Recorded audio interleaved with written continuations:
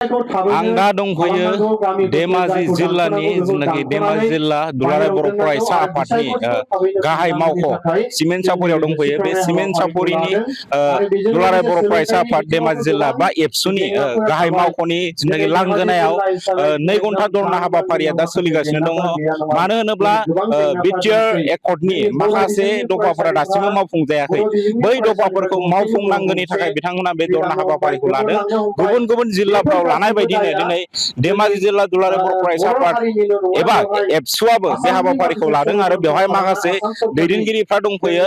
फुंनि 10 बाजिनिफ्रायनो बे हाबाफारिया सोलिबाय थादों। बेवहाय माखासे दैदेनगिरि बिथांमोना बेयाव जिरायनानै धरना होनाय हाबाफारिखौसो बिथांमोना लागासिनो दङ। बेवहाय आं माखासे धेमाजि जिल्ला दुलाराय बर' फरायसा आफादनि दैदेनगिरि बिथांमोनजों आं बे समाव मोगा-मोगि मिथिनो नाजागोन आरो बेवहाय फरायसा आफादनिल' नङा, बेयाव नुनो मोनदों एक्स एनडिबि बिथांमोनाबो बेयाव बाहागो लानायखौ नुदों आरो एक्स एनडिबि बिथांमोननि दैदेनगिरि बिथांमोनाबो बेयाव धरना हाबाफारियाव बाहागो लादों। बेवहाय मा बिथांमोना दफाफोरखौ मावफुंनांगौनि थाखाय बिथांमोना धरना लादों बिनि सायाव आं एसे मोनथिनो नाजागोन। बेवहाय धेमाजि जिल्ला दुलाराय बर' फरायसा आफादनि आफादगिरि दङ। आफादगिरि आं बिथांनिफ्राय एसे मिथिनो नाजागोन जिथुनाखि नोंथांमोना बे धरना हाबाफारिखौ बेसेबां लादों आरो मा दफाफोरखौ मावफुंनांगौ बे धरना हाबाफारिखौ लानाय जादों।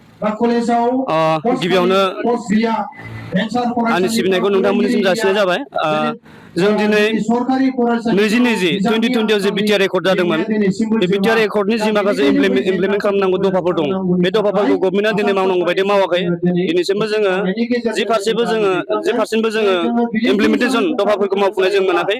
दिनै बिटिआरआव 60टा समिति खालामनांगौ, 60टा समिति खालामनांगौ आरो 125 एमेन्डमेन्ट बिल, 125 एमेन्डमेन्ट बिलखौ थाबैनो मावफुंनांगौ आरो गोबां बिटिआरनि बायजोआव थानाय बिकेडब्लिउएसि जोंहा मोनसे एसिमेन्ट जों मोनदोंमोन।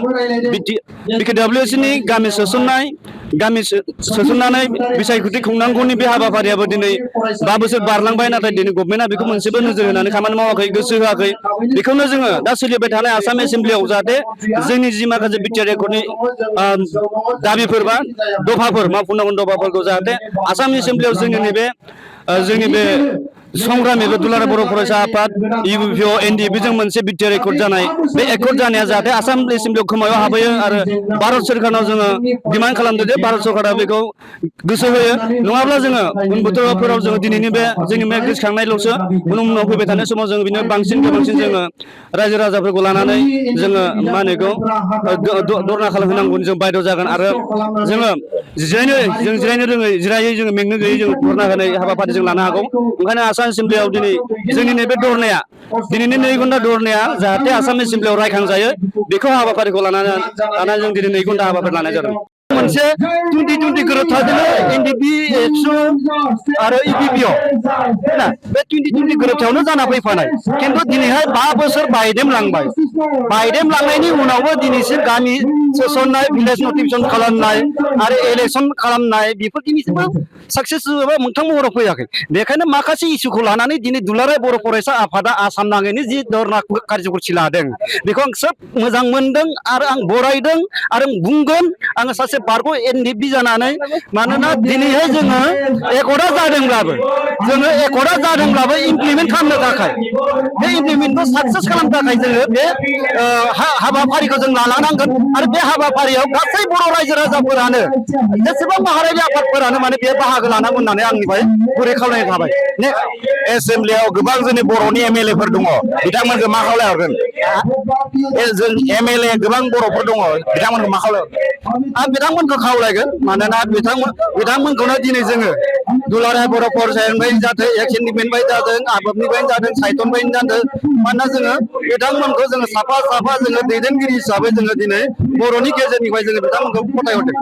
6 सिटेलनि एमएलएआनो जादों बा जों आउट अफ बिटिआरआव थानाय जोंनि माहारियारि आफादा सापर्ट खालामनानै एमएलए दैथायहरनायानो जाथों। मानोना बेफोरखौ जोङो नोजोर होनानै जाहाथे पार्लियामेन्टआव बर'नि समयसाखौ, एसेम्ब्लियाव बर'नि समयसाखौ माने माबा खालामनानै उत्थापन खालामनानै रायखांनानै जाहाथे समाधान जायो बेखौ आंनि डिपार्टमेन्टनिफ्राय बेखौ एसएनडिपि जानानै आं बेखौ खावलायगोन।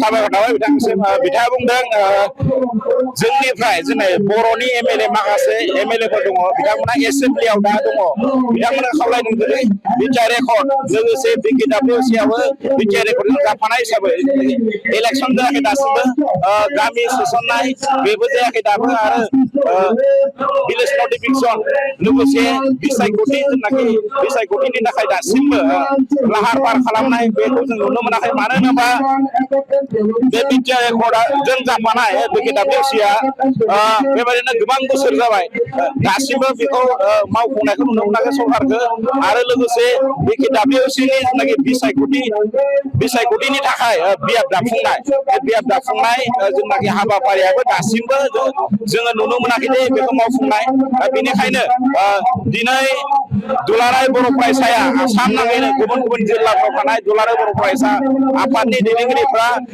जिल्ला जिल्ला बेबायदि धरना हाबाफारिखौ दिनै 2 घन्टा धरना हाबाफारिखौ लानाय जादों थिग बेबायदिनो धेमाजि जिल्ला दुलाराय बर' फरायसा आफादाबो बे गाहाय मावख'नि जिल्लानि गाहाय मावख'नि बे लांगोनायाव बे 2 घन्टा धरना हाबाफारिखौ लानाय जादों बे समाव आङो दंमोन धेमाजि जिल्लानिफ्राय खौरांगिरि बिनाराम बसुमतारी असम लाइभ गोजोन्थों खुलुमबाय।